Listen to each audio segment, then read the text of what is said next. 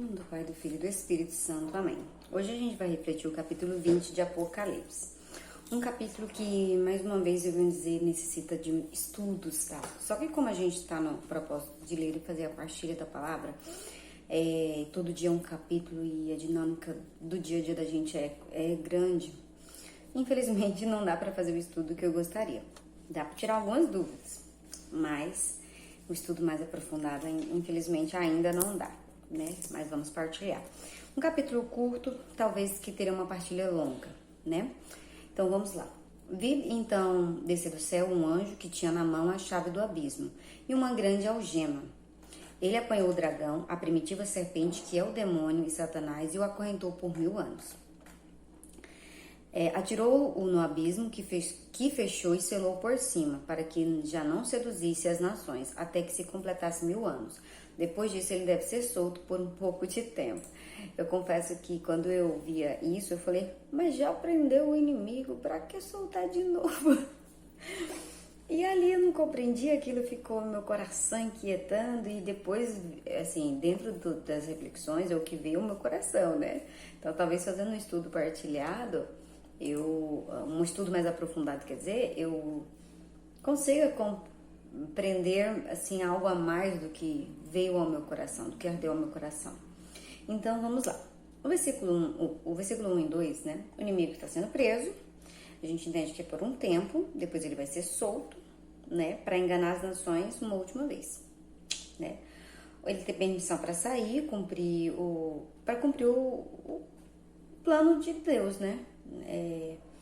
E lendo a Apocalipse, ontem eu vim até anotando aqui no meu caderno para falar sobre a cegueira espiritual e a liberdade que Deus nos dá, né? A liberdade para fazer escolhas. E além da cegueira espiritual, eu acabei lendo e veio falar da questão também da frieza espiritual, não apenas da cegueira espiritual. Então nós vamos tentar ser rápidos, mas também tentar ser o mais profundo em relação ao que Deus vem falar no meu coração em relação ao capítulo 20, né? Então 1000 anos também é uma questão que a gente fica assim, quando tem essa numeração dentro da palavra, a gente sempre fica inquieto, mesmo os relatos de quem conviveu com o Senhor, quando fala quantas vezes tem que perdoar, 70 vezes 7, aí fala assim, a gente pensa, vai ser literal? Não, significa que é infinitas vezes, não tem quantas vezes errarem contra ti você deve perdoar, né? Então, assim, essa numeração, ela pode ser um período longo de tempo, ou um período que é indeterminado. Algumas leituras que eu fiz, ele falou que também pode se indicar perfeição, onde o mundo, porque observa, são 1000 anos em que o inimigo está trancado. Ele não tem, o que acontece? Essa amarração é do poder dele, né? É o poder dele. Então ele está impedido de realizar, fazer suas seduções, de realizar suas maldades, ele está impedido, ele não consegue. Então são 1000 anos em que o mundo vai estar impregnado do poder divino. O mal não prevalece, o mal não tem como fazer nada, né? Então, nós temos esse período aí. Se a gente for continuar a leitura, versículo 4 e 5, deixa eu ver se eu não anotei. Vi também tronos sobre os quais se assentaram aqueles que receberam o poder de julgar. Eram as almas dos que foram decapitados por causa do testemunho de Jesus e da palavra de Deus.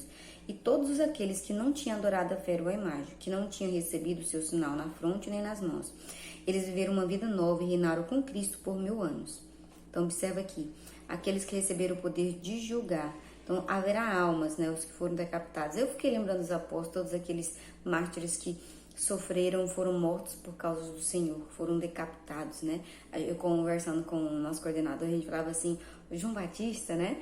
Que foi um que, por causa do Senhor, por causa da fé dele, ele foi realmente decapitado, ele foi morto, ele sofreu. Então, haverá ali, juntamente com o Senhor, né? Aqueles que receberam essa graça de poder, o poder de julgar, né? Aqueles que não se deixaram ser seduzidos pelo inimigo, né? Versículo 5 fala assim, os outros mortos não tornaram a vida até que se completasse os 1000 anos. Essa é a primeira ressurreição, né? 6, feliz e santo é aquele que toma parte na primeira ressurreição. Sobre eles a segunda morte não tem poder, mas serão sacerdotes de Deus e de Cristo. Reinarão com ele durante os 1000 anos. Depois de se completarem 1000 anos, Satanás será solto da prisão. Aí aqui eu fiquei, pra quê, meu Deus, tava preso, pra que solta o bicho? Né? Sairá dela para seduzir as nações dos 4 cantos da terra, Gog e Magog, e reuni-las para combater, reuni-las para o combate. Serão numerosas como a areia do mar. E eu fiquei com aquele negócio, mas soltou por quê? Soltou por quê, né? E aí fala do grande combate. E aí a gente vai falar, Deus, ele é um Deus justo, é um Deus que nos dá a possibilidade de escolha. Se a gente for analisar assim, do primeiro a este capítulo, né, até o 19, porque a gente está partilhando 20 agora, quantas coisas aconteceram? E quantas coisas vêm acontecendo hoje, por exemplo, né, sinais e tudo mais, pandemia. A gente vai, vou citar pandemia, que é o que a gente está vivendo. Máscara tá aqui, ó, só tirei para gravar, né? Então, assim, a gente pensar que diante de tanta coisa que a gente vê que se comprova na palavra de Deus, dos sinais de Deus, né, das aparições de Nossa Senhora e tudo mais, tanto aviso. Lembra que eu falei que veio no meu coração de falar da cegueira espiritual? Nós permanecemos cegos, né? Nós nos mantemos cegos. E isso é muito sério. Então, assim, o Senhor nos avisa, o Senhor nos dá pela palavra, Ele nos mostra, vem pelos seus servos, pelos seus santos, vem Nossa Senhora, dá os seus avisos e a gente não se move, não busca melhorar, né? A cegueira espiritual, ela é uma questão séria, né? A escuridão é o quê? Um símbolo que representa a ignorância do homem, né? E lendo aqui, o homem, nessa questão de cegueira espiritual, é ignorante nas coisas espirituais, né? Jesus Cristo disse o quê? Que aquele que não nasceu de novo não pode ver o reino de Deus. E esse nascer de novo é nascer no espírito, né? Lembra que eu falei assim, mas eu vou ter que entrar, como é que eu vou? Não vou entrar no ventre da minha mãe. Ele fala que é o renascimento pelo batismo do Espírito Santo, né? E aí, já que eu vou falar sobre também a frieza espiritual, né? Paulo orou pela salvação dos irmãos de carne, aqueles que tinham zelo de Deus, mas era ignorante, né? Em como se tornar justo pela fé em Cristo. Eu vou ler só um pouquinho porque eu achei muito interessante isso aqui. E tentava estabelecer sua própria justiça. Então, assim, há muitos que têm uma vida até cristã, legal, tal, mas agem por si só. Eles meio que se põem no lugar do Senhor. A justiça tem que ser feita assim. Fez isso, vai ter que receber isso. Fez isso, tal. E a gente esquece que a gente tem que treinar uma coisa. Eu falo todos nós, porque nós temos essa tendência de julgar. Fez mal, você merece isso. Fez isso, você merece aquilo. Você fez isso, você merece aquilo. Fulano vai me pagar, né? Então, assim, nós temos essa questão de querer tomar o lugar de Deus, de fazer o julgamento, né? Em vez da gente gastar o nosso tempo buscando ser santo, melhorando os meus erros, em vez de estar preocupando com os erros dos outros. A gente tem que dar testemunho, corrigir quando é necessário, apoiar, falar do Senhor. Mas o Senhor dá liberdade pra gente, pros nossos irmãos, então a gente não vai fazer os nossos irmãos, a nossa família, a seguir aquilo que, por exemplo, eu tenho a absoluta certeza que é o correto, que é o caminho de Cristo, correto? Porque Deus, ele fez a proposta, eu abracei a causa, eu abraço a causa, eu busco cada dia mais melhorar, crescer em Cristo, busco estar em comunhão com a minha igreja, busco servir, busco aprender, recebo do Senhor e tento repassar da forma como eu consigo. Ainda eu sei que preciso melhorar muito, porém, eu tento, né? O evangelho está escondido para as pessoas que são cegas, né? Eu lembro muitas vezes que o Senhor falava em parábolas, aí um dos seus apóstolos, discípulos, não sei, perguntaram para ele, por que o Senhor não é mais claro, tal, tal? E ele fala assim que aqueles que é para aqueles ali, eles vão entender, os outros não tem como, eles estão cegos, eles estão surdos, eles não entendem, né? Então, assim, e eu falo assim, mesmo que vamos supor que o cego espiritualmente veja esse vídeo, em que eu acredito que, eu não sei, que ele consiga pelo menos se identificar, nossa, eu tô cego, porque eu não consigo identificar as coisas espirituais, a ação de Deus, ele me falar, não consigo realmente entender que o Senhor está me alertando para deixar determinada atitude, determinado vício, que o Senhor está me chamando a fazer mais a orar, a ler a palavra, que o Senhor está me chamando à igreja, não é a minha esposa, não é o meu esposo, são os meus filhos, não são os meus pais. O convite é do próprio Senhor. Ou essa situação está acontecendo comigo por causa disso. A pessoa cega, ela não consegue ver isso. Ela vive aquela situação de forma... a pessoa que tem conhecimento, ignorante mesmo, assim, ignorante no sentido de que tenho que viver isso, aconteceu, foi uma fatalidade, né? Isso aqui é uma minha conquista, então não consegue ver a mão de Deus agindo. Deus fala, mas ele não consegue escutar. Deus apresenta diante dele, através até mesmo das pessoas próximas ou não, mas ele não consegue enxergar que ali é uma ação de Deus e que ele precisa abraçar e seguir. Né? Porque Deus, ele tenta chegar a gente de todas as formas. Inclusive, utilizando como instrumento pessoas que a gente nem dá muito assim. Nossa, aquela pessoa... Sim, aquela pessoa. Ele escolheu mesmo com todos os defeitos para poder chegar em você. Porque tenta falar contigo, mas você não é cego. Você é surdo, você não vê. Você não entende que ele está te chamando. Às vezes você fala assim, fulano que está me chamando. Não, o meu chamado, sim, como já vocês podem... achar dentro das minhas publicações, Deus utilizou 2 amigas, né, que foi a Rosana e a Mariela e tal, para participar como lixeira. Eu ainda falava assim, lixeira no rebanhão. E eu, mas eu falava, elas vão, eu vou, né? E aquilo ali, na verdade, que isso parecia um convite de amigos para participar de alguma coisa no carnaval, que eu falava, eu vou ser lixeira, assim, com aquele preconceito, né, de adolescente, mas se as minhas amigas vão, por que eu não posso ir? Eu fui por curiosidade e eu vi ali era meu chamado. O Senhor ali me chamou para estar na caminhada. Então, assim, nem parece, né? E a partir dali ele foi transformando a minha vida e ele continua transformando. E eu sei que ele vai ter que continuar transformando até o ser santo, né? Ele não tem, o homem cego, ele não tem consciência de sua cegueira, né? Ele acha que o que ele pensa a respeito do pecado, da salvação, tá certo. Eu não tô matando, eu não tô roubando, então tá bom. Eu não preciso estar na igreja para rezar, para orar, não sei. Eles pensam assim, né? Eu não preciso disso. Nossa, já fiz isso mais uma vez, não preciso mais não. Tô doutora, não tenho mais nenhum aprendizado a aprender. Eu já li Apocalipse 20, eu não preciso ler nunca mais, porque eu não tenho mais nada a tirar dali. Salve, me desculpe, você já está deixando ali dos seus olhos, já estão sendo tapados por essa cegueira espiritual, você já está sendo contaminado. Porque aquele que se... A autossuficiente, ela traz essa cegueira. Aquela pessoa que acredita que só o pensamento dele tá certo, ele não abre a mente, ele não abre o ouvido para poder ouvir e refletir sobre o ponto de vista do Senhor. Que muitas vezes se usa do irmão para falar conosco, né? O cego espiritual zomba de um homem que ele é cego, se ele tem um guia, ele fica feliz, porque conduz. O homem que é cego espiritualmente, né, é aquele homem que se sente autossuficiente, arrogante, tem aquele pensamento só racional, que é dominado pela dureza do coração. Eu acho que assim, pronto, acabou. Uma vez que falaram pra mim, que eu levei isso pra poder refletir na minha vida. O Espírito Gabriel, eu nasci assim, eu morri assim, você sempre assim. Cara, você tá errado. Você tem a opção de ser sempre assim, de optar assim, ficar na cegueira espiritual, mas você tem opção de mudar. Você tem a opção de, né, ter totalmente uma vida diferente.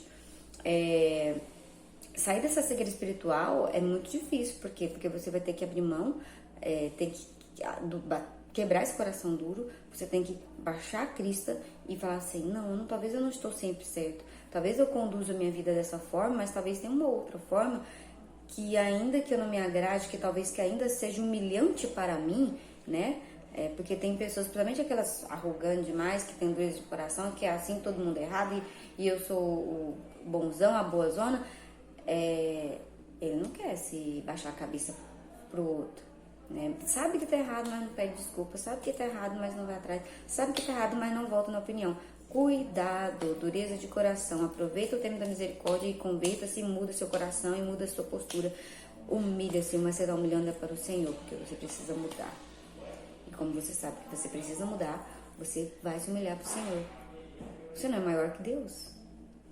Porque não se prostrar. Lembra que os anciãos estão ensinando a gente? Se prostrar, colocar a cabeça por terra.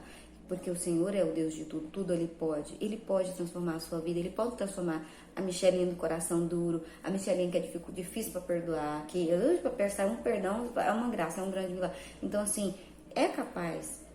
Se eu prostrar meus joelhos no chão, se eu pedir perdão, se eu clamar ao Senhor com todo o coração, tudo que a gente pede em oração, Ele vai dar, gente. Né? E Ele vai pedir ações, Ele vai pedir mudanças de vocês. São difíceis, para mim tá sendo difícil, entendeu? Mas se você encarar que sim, você vai falar isso pelo Senhor, vai dar certo.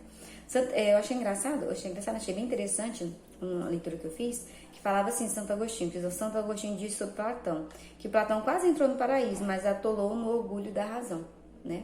Então ele pergunta, você quer sair dessa cegueira? Então primeiro, reconheça sua fraqueza, né? Você não é dono da verdade, você não é capaz, você não tem todas as respostas, nem tudo aquilo que você acredita que é uma resposta para aquilo possa estar certo, né? Existem outros caminhos, existem outras formas de conduzir a vida sem ferir o irmão, sem ferir o coração do Senhor, né?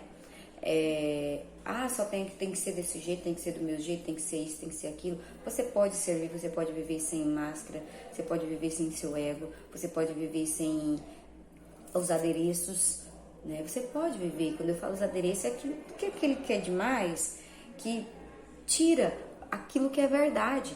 A Michele, o relógio não faz parte da Michele. A pulseira não faz parte da Michele. Para quando a gente vai seguir o caminho do Senhor, a gente tem que seguir despido de nós mesmos, né? Eu tô dando esse exemplo aqui, tirando os meus adereços, por quê? Porque às vezes é assim que a gente serve. Coloca enfeita coisa demais que não pertence a propósito do Senhor, o caminho seu, o chamado do Senhor. Porque eu quero, é melhor assim, então eu vou fazer dessa forma, mas meu irmão, isso aqui vai atrapalhar. Não, então assim, vamos buscar ter decisão. Como é que eu posso mudar de vida? Tenho decisão sobre isso, né? Vamos lá, porque eu tô no começo e já estão 17 minutos de vídeo. Então vai colocar aqui, sobre a questão do inimigo ser solto. O Senhor é Deus da liberdade. Diante de tanta coisa que está acontecendo, nós não estamos nos convertendo? Alguma coisa está errada sobre a gente estar sendo cego espiritualmente. Não é isso? Mas ele não vai forçar você a escolher ele. Então o inimigo vai te dar, ele mostra tudinho, você tem a opção de se converter. Aí o que acontece? O inimigo vai ser preso. Quando ele vai ser solto, ele tem pouco tempo para seduzir e levar as pessoas para ele. Afastar do Senhor, correto? Ser contrário ao Senhor. Então ele vai voltar seduzindo. Cai na rede dele quem quiser. Porque o Senhor, ele não veio para te forçar a ser dele, para ser de Deus, para seguir. Você não é obrigado a desejar o céu, não. O nosso Deus, ele é muito justo. Ele te deseja, ele te quer, ele é um Deus ciumento, ele te ama, mas ele não obriga você a ficar com ele. O verdadeiro amor é assim. O verdadeiro amor é aquele que não obriga, né? Você tem que ficar comigo, você tem que... Não é isso? Isso não é amor. O amor não é prisão. E o Senhor, por nos amar, ele dá essa liberdade. E o inimigo, a opção dele é afastar do Senhor, correto? Esse vídeo vai ficar bem longo. Então, assim, depois de se completarem 1000 anos, o Satanás foi solto para seduzir. Subiram a superfície da terra e cercaram o acampamento dos santos das cidades queridas, mas desceu um fogo do céu e os devorou. O demônio, sedutor delas, foi lançado no lago de fogo de enxofre, onde estava a fé e o falso profeta, onde serão atormentados de noite pelos séculos dos séculos. Vi então um grande trono branco e aquele que se assentava. Os céus e a terra fugiram de sua face, já não achou lugar para eles. Vi os mortos, grandes e pequenos, de pé diante do trono. Abriram os livros e ainda outro livro, que é o livro da vida. E os mortos foram julgados conforme o que estava escrito neste livro, segundo as suas obras. O mar restituiu os mortos que nele estavam, do mesmo modo a morte e a morada subterrânea. A morte e a morada subterrânea foram lançadas do tanque do fogo. A segunda morte é esta, o tanque de fogo.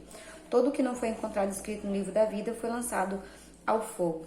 Então, assim, ele vai mostrando o fim, né, a derrota do inimigo ali, em todos aqueles que o seguiram, né, e também o lugar, assim, dos santos ao lado do Senhor ali, daqueles que sofreram, daqueles que estiveram o Senhor até o fim.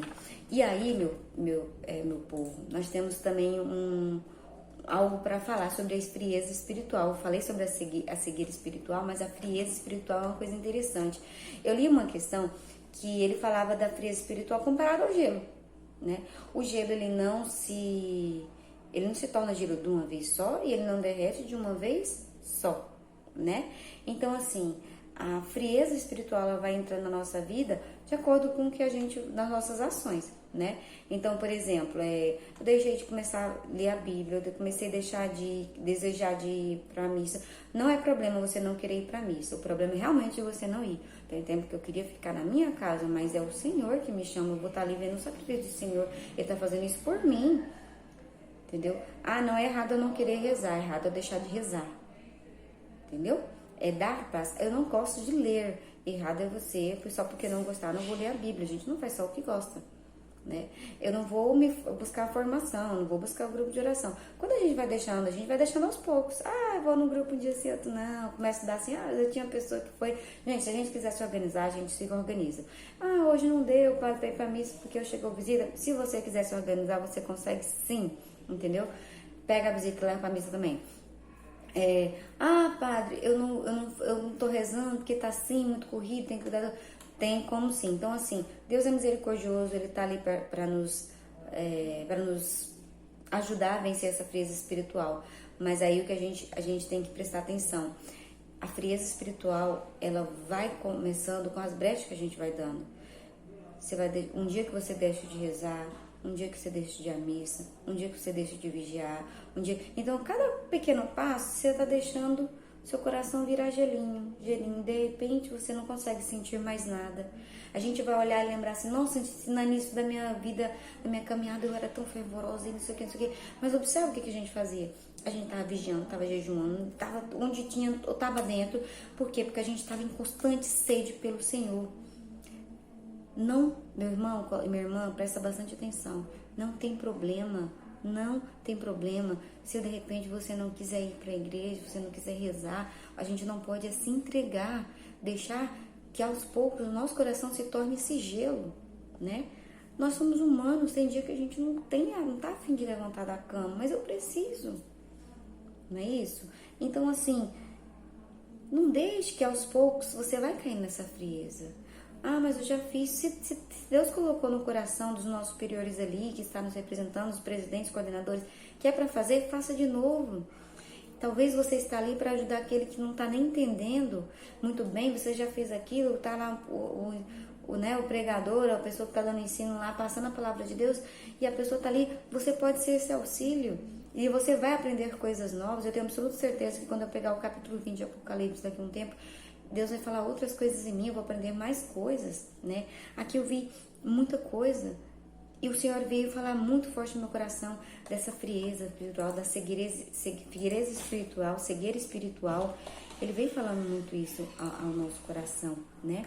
Essa questão dos santos ter esse lugar também ao lado do Senhor, né?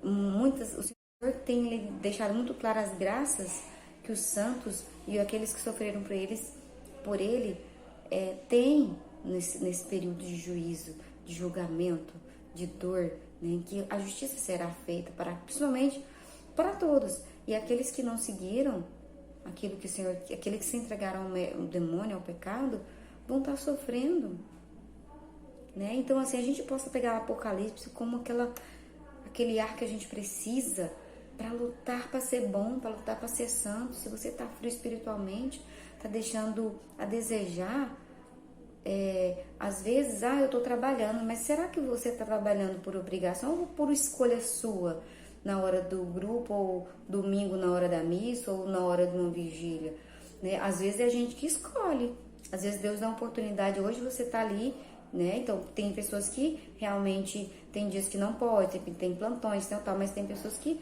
desejam, tenta achar um jeitinho de achar uma obrigação para não estar diante do Senhor e usa aquilo. Nós podemos enganar os nossos irmãos, o meu coordenador, o padre e tal, mas nós não enganamos Deus. Deus conhece meu coração. Ele sabe cada dia que eu não fui para uma vigília por preguiça. Eu posso ter jogado qualquer desculpa pro meu coordenador, para minhas coordenadoras, meus presidentes, posso fazer qualquer coisa, mas Deus sabe. E é por aí que eu vou ser julgada, tá bom? Então, que o Senhor nos abençoe. Em nome do Pai, do Filho e do Espírito Santo. Amém.